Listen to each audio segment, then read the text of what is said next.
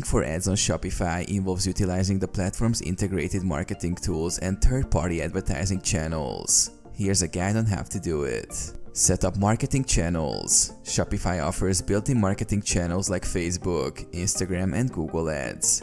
Activate these channels in your Shopify dashboard under the marketing section.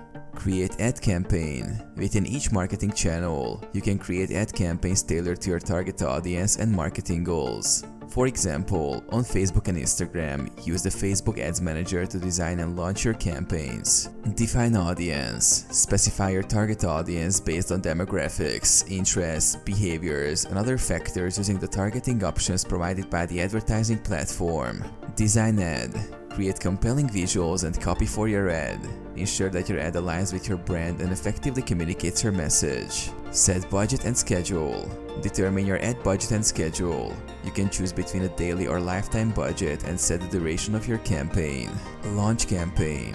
Review all the details of your ad campaign and launch it on the selected advertising platform.